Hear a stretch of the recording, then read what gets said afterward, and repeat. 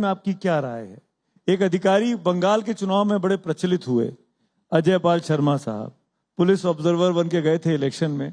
उनकी भूमिका को लेकर कई तरह की टिप्पणियां आई उस दौरान में, आपके हिसाब से क्या था वो? देखिए, मैं टीएमसी की जो मुखिया सुश्री ममता बनर्जी जी थी, उनकी सरकार में इतना अत्याचार था, इतना अनाचार था, इतना भ्रष्टाचार था, इतना चुनावी व्यवस्था का अतिक्रमण करने की परिस्थिति बनी रहती थी, जिसके कारण से कि कोई जब ऑब्जर्वर के नाते जाता है तो यूपी का नहीं, वो चुनाव आयोग के द्वारा नियुक्त किया जाता व्यक्ति है। और अगर कोई अपराधी है, वो बूथ कब्जा करने की कोशिश कर रहा है, जो नियम है उसके विरुद्ध आचरण कर रहा है, तो एक पुलिस अफसर को जो करना चाहिए उसने अपने कर्तव्य का पालन किया है। उसको मुद्दा बनाने का कोई विषय नहीं। मैं इसलिए मुद्दा बना रहा था कि अखिलेश यादव गए मिलने के लिए ममता बनर्जी से कोलकाता, और वहां मिलने के बाद उन्होंने कुछ तस्वीरें दिखाई। उन्होंने रामपुर के चुनाव का जिक्र किया, उन्होंने कुंभकी के चुनाव का जिक्र किया और कहा कि किस तरीके से बूथ कैप्चरिंग कर ले रहे हैं, किस तरीके से कुछ पुलिस अधिकारियों को वादे किए गए हैं कि हमारे समर्थन में काम करो तो आगे प्रमोशन मिलेंगे। देखिए, श्री अखिलेश यादव जी का मैं ये नहीं कहूंगा कि मानसिक संतुलन पूरी तरह बिगड़ गया है, लेकिन कुछ स्क्रू ढीले हो गए हैं उनके। मैं इसलिए कह रहा हूं कि पश्चिम बंगाल में भारतीय जनता पार्टी की विजय होती है, ऐतिहासिक जीत होती है, और ऐसे समय में उनके चेहरे में 12 बज गए थे उसी दिन जिस दिन 4 मई को रिजल्ट आया। और हम लोग नारे तो लगा रहे थे कि 4 मई दीदी गई, ये नारा लगाते थे, और जब रिजल्ट आया वो वास्तविकता में बदल गया। सबसे ज्यादा अगर ममता दीदी के अलावा कोई सबसे ज्यादा परेशान था हिंदुस्तान में वहां भाजपा सरकार पश्चिम बंगाल में बनने से, तो समाजवादी पार्टी के मुखिया श्री अखिलेश यादव जी परेशान थे। वह 2027 में सोचा था कि फर्जी पीडीए जैसे संविधान खत्म कर देंगे, आरक्षण खत्म कर देंगे, इस प्रकार का आरोप लगा करके वो पिछड़ों और दलितों के कुछ वोटों को अपनी तरफ आकर्षित करने में 2024 के लोकसभा चुनाव में कामयाब हो गए। तो वैसे ही वो सोचते कि 2027 में कामयाब हो जाएंगे। लेकिन जिस दिन पहले बिहार का रिजल्ट आने के बाद वो बहुत मायूस थे, लेकिन बंगाल का रिजल्ट आने के बाद तो भला बंगाल से चले आए लखनऊ, वो अलग बात है, लेकिन उनको ये मालूम है कि ये लखनऊ अब उनके लिए नहीं है, सैफ ही उनके लिए है। और 2027 में यूपी की जनता के आशीर्वाद से हम अपनी डबल इंजन सरकार की उपलब्धियों के बूते निश्चित तौर से 2017 से भी बड़ी विजय प्राप्त करेंगे। पर वो तो कहते 27 में जीतेंगे। वो अभी कैसे कह देंगे? बाद में यही आरोप, जैसे ममता दीदी लगाती हैं आरोप, जैसे जो चुनाव हार जाता है ईवीएम को दोष देता है, चुनाव आयोग को दोष देता है, जांच एजेंसियों को दोष देता है, तो श्री अखिलेश यादव जी भी स्क्रिप्ट तैयार कर रहे हैं अपनी। आपने एक बयान दिया कि 27, 32 और 37 में अखिलेश यादव कभी नहीं आएंगे। उन्होंने 47 तक की बात किया। आप 47 तक की बात की, और वो ये कहते हैं कि आप अपने कुर्ते का साइज बताते हैं जब आप 27, 32 और 37 करते हैं। देखिए, आप दोनों के पीछे क्या नोकझोंक? नहीं, हमारे राजनीतिक रूप से हम निश्चित तौर से, हमारी विचारधारा अलग है, उनकी विचारधारा अलग है। हम सुशासन के पक्षधर हैं, वो कुशासन के पक्षधर हैं। हम सबका साथ, सबका विकास करते हैं, वो कुछ का साथ और गुंडों और परिवार का विकास करते हैं। तो उनके हमारे बीच में यही फर्क है। हमारे उनके बीच में कोई व्यक्तिगत प्रतिद्वंदिता नहीं है। जैसे हम आपसे बात कर रहे हैं, वैसे श्री अखिलेश यादव जी भी कहीं मिलते हैं तो बात करते हैं। नहीं, पर आप 80-20 की बात करते हैं, तो आप सबका साथ सबका विकास की बात कहाँ करते हैं? 80-20 की बात करने का मतलब ये उसको दूसरे फार्मूले में वो ले जाने की कोशिश करते हैं। लेकिन अगर आप अभी देखें आसाम का रिजल्ट, तो हम तो 80% लगभग सीटें जीते हैं। पश्चिम बंगाल में 80% के आसपास जीते हैं। तो 80% का मतलब ये होता है, 80-20 का मतलब कि 20% में सारा विपक्ष रहेगा, 80% में भाजपा रहेगी। मतलब 20% का मुसलमान से कोई मतलब नहीं है? नहीं, मुसलमान से मतलब हमारा नहीं है। अगर हमारा रिजल्ट देखेंगे, मतलब तीसरी बार माननीय मोदी जी के नेतृत्व में जो सरकार है, दूसरी बार आदरणीय योगी जी के नेतृत्व में जो सरकार है डबल इंजन की, इसमें पूरा जो विकास की योजनाओं का लाभ है, हमने हिंदू मुसलमान के बीच में भेदभाव नहीं किया। हमने सड़क बनाना हो, बिजली पहुंचाना हो, पानी पहुंचाना हो, बिना भेदभाव के सबका साथ सबका विकास कर रहे हैं। अब उनकी मर्जी है, वो हमें वोट दें तो हम उनका स्वागत करते हैं। अगर वो हमें वोट नहीं देते हैं तो हम उनका विरोध तो नहीं करते हैं, लेकिन अगर वो हमें वोट नहीं देते हैं तो हम उन पर फोकस भी नहीं करते। फोकस नहीं करते हैं, बड़े कैटेगोरिकली आप बोल रहे हैं, और एसआईआर में नाम हटवा देते हैं। 27 लाख नाम कट गए, अच्छे अच्छे लोगों के नाम कट गए बंगाल में। देखिए, जो नाम कटे, जो भी पैदा हुआ है वो मरता है, ये आप जानते हैं। और पैदा हुआ व्यक्ति अगर मर गया, उसका वोटर लिस्ट में नाम रहना चाहिए क्या? जो व्यक्ति आज लखनऊ में रह रहा है, कल वो दिल्ली में रहने लगे, तो क्या दिल्ली लखनऊ दोनों जगह नाम रहेगा क्या? केवल एक जगह रहेगा ना, जहां वो दिल्ली रखना चाहे, चाहे लखनऊ रखना चाहे। केशव जी, मैं आपको सॉरी बीच में इंटरप्ट कर रहा हूँ, ये 27 लाख तो डिस्प्यूटेड केस है। जो नाम कटे वो तो 93 लाख थे, वो सब तो केस सेटल हो गए। ये 27 लाख तो अपील में गए हैं। जाए, हम तो चाहते हैं कि देखिए, कह रहे हैं हम जिंदा हैं, हमारा सबूत है हमारे पास। आरोप लगा, अगर सबूत है तो उसके लिए समय दिया था चुनाव आयोग। भारतीय जनता पार्टी का कार्यकर्ता पसीना बहाएगा। अगर नाम कटे हैं गलत तरीके से तो जुड़वाने के लिए, फार्म भरने के लिए है, नाम 6, 7, 8 3 प्रकार के फार्म होते हैं, वो करने के लिए हमारा बूथ अध्यक्ष, हमारा BLA 2, हम मेहनत भारतीय जनता पार्टी करे, मलाई TMC खाएगी, मेहनत भाजपा करेगी, मलाई समाजवादी पार्टी खाएगी। अगर हम मेहनत करेंगे तो मेहनत का फल हमको मिलेगा। हम जनता की सेवा करते, जनता का विश्वास है कि भाजपा बेईमानी नहीं करती चुनाव जीतने में। लेकिन ये जो विपक्षी राजनीतिक नेता हैं, उनका विश्वास जरूर डगमगाया हुआ है। उनको लगता है कि भारतीय जनता पार्टी का संगठन इतना मजबूत है, विकास के काम इतने अच्छे हो रहे हैं कि परत दर परत जब खोलते हैं तो उनके भ्रष्टाचार के काले कारनामे सामने आते हैं। और देश के प्रधानमंत्री जी ने कहा है, न खाऊंगा न खाने दूंगा, और जिसने भी खाया है अतड़िया फाड़ करके निकालना पड़ेगा, तो वह भी निकाल करके उन्हीं गरीबों की भलाई में लगा दूंगा। जो गरीब आज अगर है तो वो कांग्रेस और ऐसे राजनीतिक परिवारवादी दलों के कारण है। पर फल तो मीठा मिला मनोज कुमार अग्रवाल जी को, जो चीफ इलेक्शन ऑब्जर्वर रहे और वो सीधे चीफ सेक्रेटरी बन गए।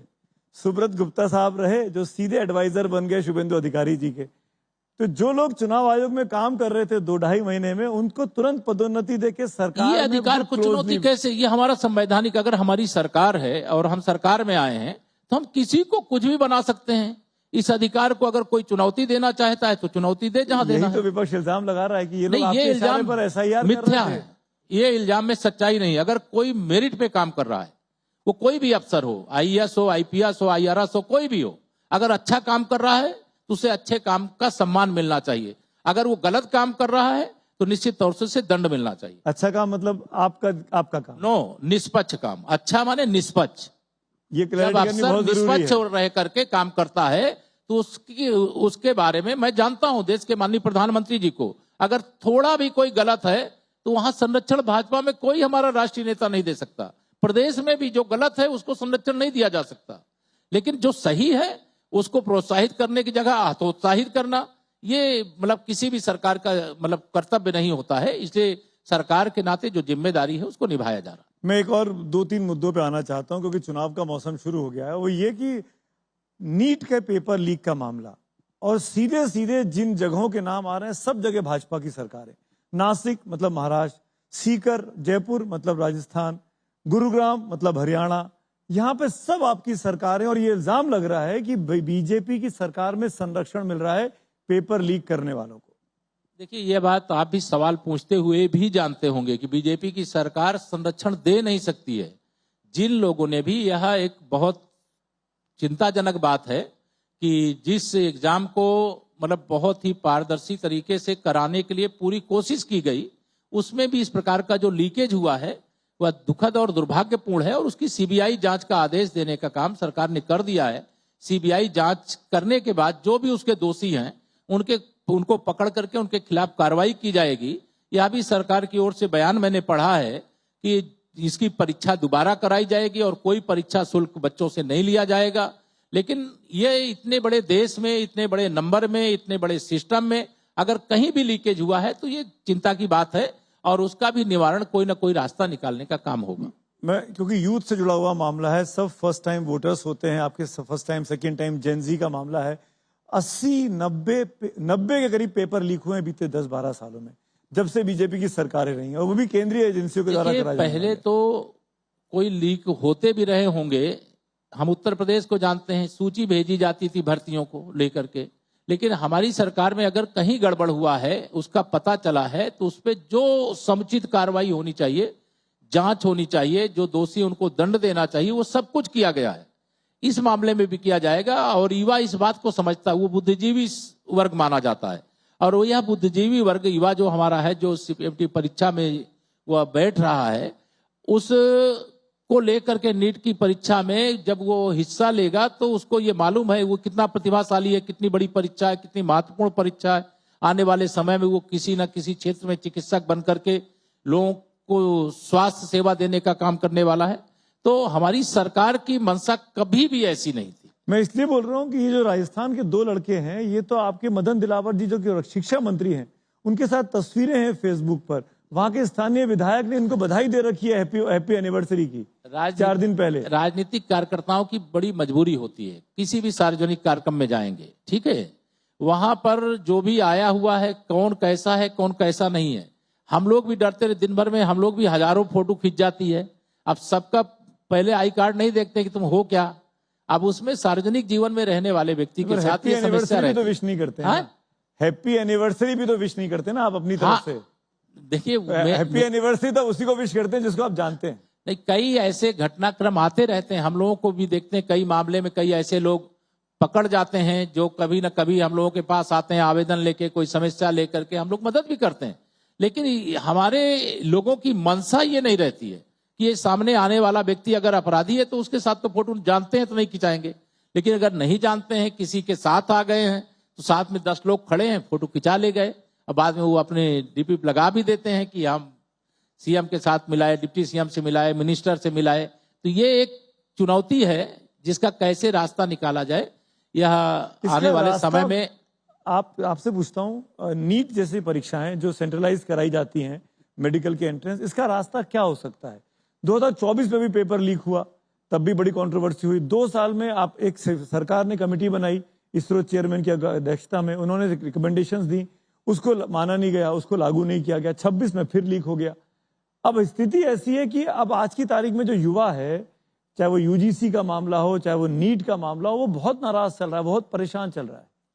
इसका उनको विश्वास भी है कि इसका कोई और इससे फुल प्रूफ रास्ता निकाला जाएगा, और इस प्रकार की जो चुनौतियां आती हैं देश के सामने, जो राष्ट्रीय स्तर की परीक्षा है नीट की, इस प्रकार की परीक्षाओं में या किसी भी प्रकार की छोटी परीक्षाएं हो, बड़ी परीक्षाएं हो, पेपर लीक जैसी घटनाएं दुर्भाग्यपूर्ण ढंग से जो होती है, पहले होती रही हैं, उस समय पता नहीं चलता था। क्या एनटीए ठीक से काम नहीं कर पा रहा? नेशनल टेस्टिंग एजेंसी जो बनाई गई एनटीए के जो चेयरमैन मैं कल देख रहा था, मेरी बात तो नहीं हुई है, लेकिन उन्होंने जिम्मेदारी ली है कि हाँ ये मेरी गलती से सब कुछ हुआ है। लेकिन जांच चूंकि सीबीआई कर रही है तो जांच का निष्कर्ष निकलने दें, और जो निष्कर्ष निकलेगा उसको भी जोड़ करके भविष्य की जो परीक्षाएं हों, लीकेज के जो और रास्ते लोगों के बनते हैं, चूंकि इतने परीक्षा केंद्रों पर पेपर भेजना आदि आदि, ये जो समस्या रहती है, उस पूरे सिस्टम में कहीं ना कहीं इस प्रकार के भ्रष्टाचारी, इस प्रकार के मतलब माफिया सक्रिय रहते हैं, जो कारोबार सोचते हैं कि हम बहुत बड़ा कर रहे हैं। वो अपनी जिम्मेदारी नहीं समझते कि देश के बच्चों के भविष्य का मामला है।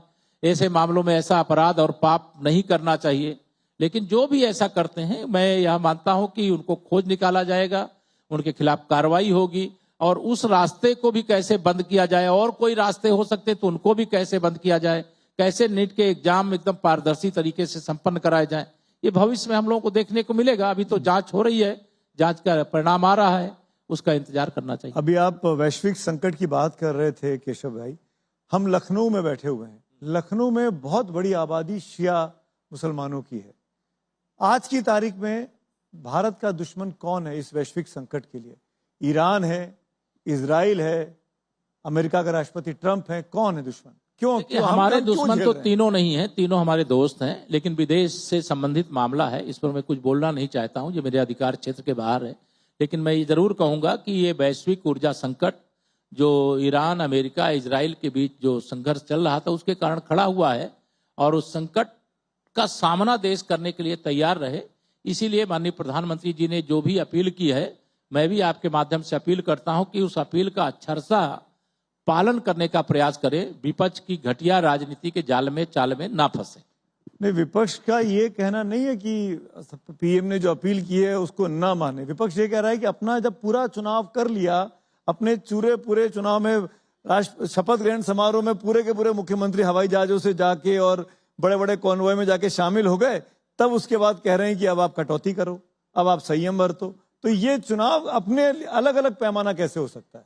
देखिए, जो हमारा भंडारण होता है, मतलब जैसा मुझे जानकारी नहीं, लेकिन लगभग 90 दिन का हमारे पास अस्थायी भंडारण होता है, बीच में भी हमारे जहाज आते रहे, लेकिन बीच का जो कालखंड आया, हॉर्मुज स्ट्रेट के बारे में, फिर आगे अमेरिका की घेराबंदी, इसके कारण से जो गैस और हमारा जो तेल का है, क्रूड ऑयल का है, उसका कम आ पाना, उसके कारण जो संभावित संकट है उसके प्रति माननीय प्रधानमंत्री जी ने सजग किया है। इसको इस चश्मे से देखना ये विपक्ष का काम है, वो देखेंगे, वो बोलेंगे, लेकिन उसकी हम परवाह नहीं करते। हम जानते हैं देश के माननीय प्रधानमंत्री जी राष्ट्र हित सर्वोपरि है।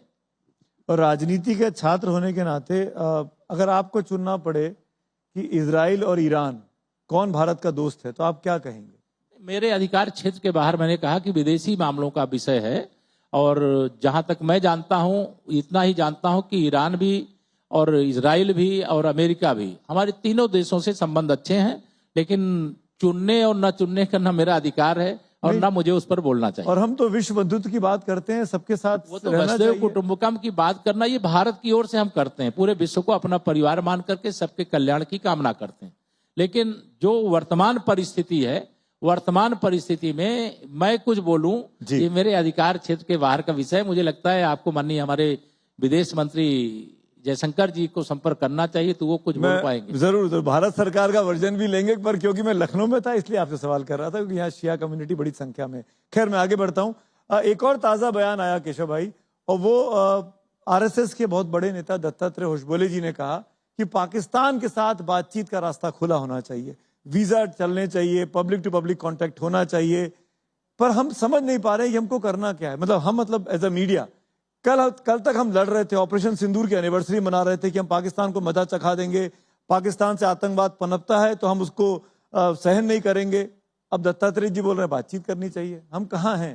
देखिए, मैं भी राष्ट्रीय स्वयंसेवक संघ का स्वयंसेवक हूं, और वो हमारे माननीय सरकारवाह जी हैं, और उन्होंने कुछ कहा है तो जिनको विचार करना वो उस पर विचार करेंगे, ना कि इसमें ना राष्ट्रीय स्वयंसेवक संघ सरकार है और ना उनको विचार करना। वह समय समय पर अपनी विचारधारा के आधार पर भाव प्रकट करते हैं, विचार रखते हैं कि ऐसा करना चाहिए। अब जिनको करना है, अगर उनके ध्यान में वो विषय आएगा तो विचार करेंगे। लेकिन जो सवाल मेरे, आप कृपा करके मेरे सवाल मुझसे करिए। नहीं तो बीजेपी के कार्यकर्ता की क्या इच्छा है, पाकिस्तान के साथ बातचीत हो कि ना हो? नहीं, बीजेपी के कार्यकर्ता की इच्छा तो यही है कि पाकिस्तान जो बना हुआ है विश्व के मानचित्र पर, वहां भी तिरंगा फहरा जाए। तो बातचीत होगी तो तिरंगा कैसे फहरेगा? मैं कह रहा हूं, जो आप बीजेपी कार्यकर्ता के नाते इच्छा, आपके पास डबल कैप है ना, आप आरएसएस के भी स्वयंसेवक है और बीजेपी के भी कार्यकर्ता है। हाँ। तो कौन सी हेड को पहनेंगे? मैं उस पर, चूंकि माननीय सरकारवाह जी ने जो बयान दिया उस पर मैं कोई प्रतिक्रिया करने के अधिकार क्षेत्र के बहुत दूर हूं। उस पर जिनको अधिकार है वो उस पर विचार करेंगे। लेकिन अगर मेरी व्यक्तिगत इच्छा पूछेंगे, मैं तो यही चाहूंगा कि जो अखंड भारत है, मैं तो उस वंश का वंशज हूं, मौर्य साम्राज्य के संस्थापक चक्रवर्ती सम्राट चंद्रगुप्त मौर्य का, जिन्होंने भारत की सीमाओं को, फिर सम्राट अशोक महान ने भारत की सीमाओं का विस्तार किया है। हम तो वह चित्र देखा करते हैं। आप भले ही टिप्पणी ना करें, लेकिन आपने टिप्पणी कर दी है। आपको पाकिस्तान के ऊपर भारत का तिरंगा चाहिए। ये तो हर भारतवासी चाहता है कि तिरंगा फहर जाए तो आतंकवाद का अंत हो जाए। दत्तात्रेय जी इसको कैसे लेंगे मुझे नहीं पता, लेकिन खैर मैं आगे बढ़ता हूं। ये बताइए, अयोध्या के बाद आप लोग बहुत मथुरा की बात करते रहे। अभी शायद 2-3 दिन पहले आप मथुरा में थे भी। कल ही गए। मैंने आपके सोशल मीडिया पे वो देखे। तो मथुरा को लेके क्या प्रोग्राम है, क्या चल रहा है, कैसे कहानी आगे बढ़ेगी या नहीं बढ़ेगी? देखिए, विकास और विरासत, हम विकास कर रहे हैं, विरासत को छोड़ करके नहीं। अगर अयोध्या में रामलला का भव्य मंदिर बन गया है तो बाबा विश्वनाथ के धाम पर भी जैसा भव्य मंदिर होना चाहिए वैसा निश्चित बनेगा। भगवान श्री कृष्ण की जन्मभूमि पर भी मंदिर बनेगा। चूंकि मामला अभी माननीय न्यायालय के समक्ष विचाराधीन है। श्री राम जन्मभूमि प्रकरण भी देश की सर्वोच्च अदालत के फैसले से माननीय प्रधानमंत्री मोदी जी के नेतृत्व में केंद्र में और आदरणीय योगी जी के नेतृत्व में प्रदेश में सरकार थी, इसलिए सब सुचारू रूप से कार्य को हम लोग आगे बढ़ाने में कामयाब हुए।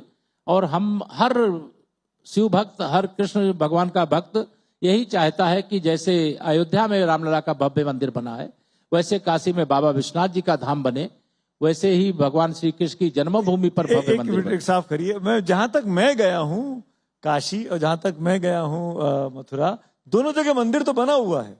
आप कह रहे हैं अयोध्या जैसा मंदिर बने, मंदिर मतलब बना आप क्या हुआ चाह रहे हैं? है, आप क्या लेकिन चाह रहे हैं? एक हिस्सा जैसे बाबा विश्वनाथ जी के धाम में एक हिस्सा अभी मस्जिद के रूप में, और उसका इतिहास के पन्नों में सब उल्लेख है कि ज्ञानव्यापी। मंदिर को तोड़ करके ज्ञानव्यापी मस्जिद बनाई गई, भगवान श्री कृष्ण की जन्मभूमि को तोड़ करके ईदगाह बनाया गया।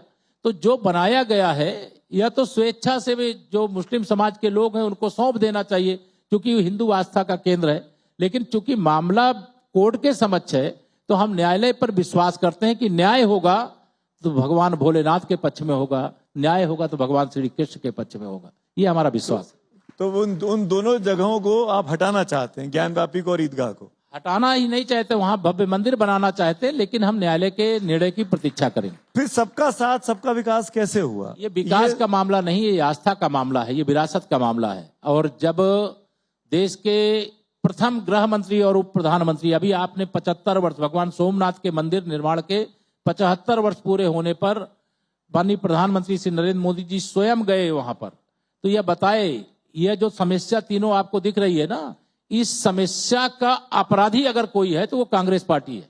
क्योंकि जब भगवान सोमनाथ का मंदिर बना था उसी समय अयोध्या, मथुरा, काशी का मंदिर भी बन सकता था, लेकिन उस समय उन लोगों को तुष्टीकरण ज्यादा सूट कर रहा था देश के विभाजन के बावजूद, और इन मंदिरों को बनाने का काम छोड़ दिया था।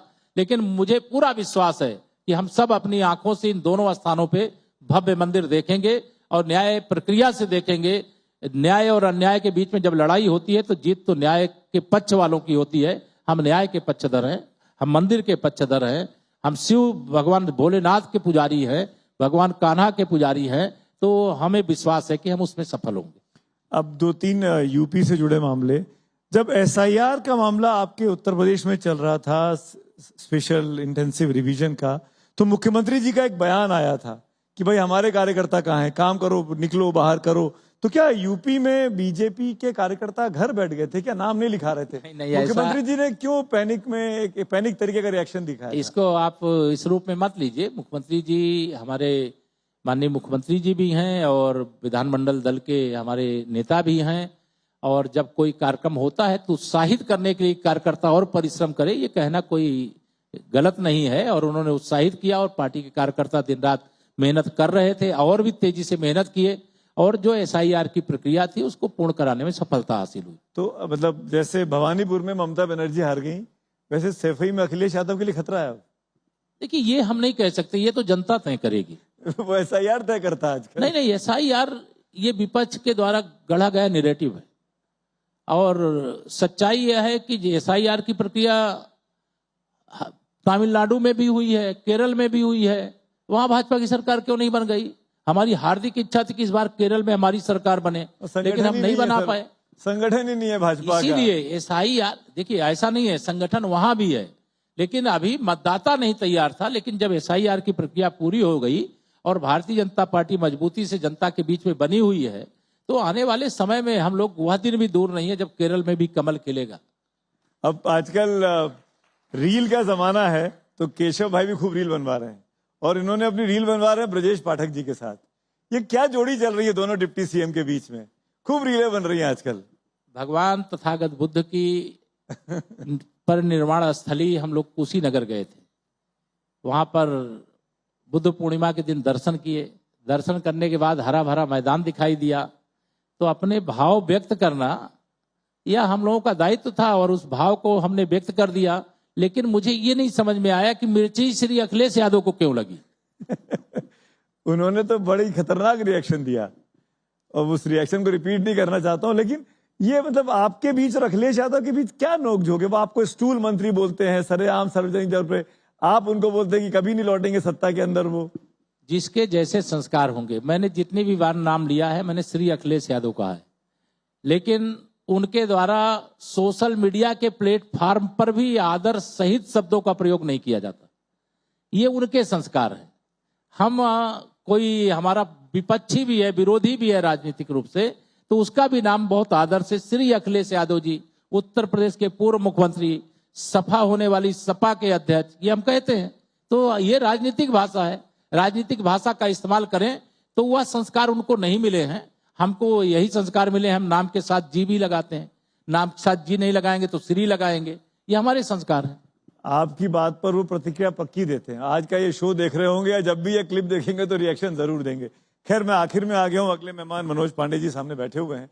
मैं जाते जाते एक प्रतिक्रिया आपसे जरूर लेना चाहूंगा। जो कुछ हुआ यादव परिवार में प्रतीक जी के साथ, उस पर एक आप टिप्पणी करना चाहें तो। देखिए, ये दुखद घटना है। हमारी पूरी संवेदना उनके परिवार के साथ है। मैं अभी जब यहाँ आया हूँ तो पहले उनको अपनी श्रद्धा सुमन प्रतीक यादव जी को समर्पित करके आया हूँ और भगवान से यही प्रार्थना किया हूँ। यह दुख की घड़ी है। 38 वर्ष के आयु में किसी को मतलब इस अवस्था में पहुंच जाना पड़े कि जब संसार छोड़ना पड़ जाए, तो ऐसी परिस्थिति नहीं आनी चाहिए। दुख की घड़ी में केशव प्रसाद ही नहीं, पूरी भारतीय जनता पार्टी के हमारे प्रदेश अध्यक्ष, हमारे मुख्यमंत्री जी और भी हमारे पार्टी के सभी वरिष्ठ नेता इस शोकाकुल परिवार को जाके वहां पर सांत्वना देने का काम किया है और प्रतीक यादव जी को श्रद्धांजलि अर्पित करने का काम किया है। भगवान से यही प्रार्थना करेंगे कि उनको परिवार के सामने जो दुख आया है सहने की शक्ति दे। दुखद घटना है, पीड़ाजनक घटना है। ऐसी घटना किसी के साथ न घटे, ये ईश्वर से प्रार्थना है।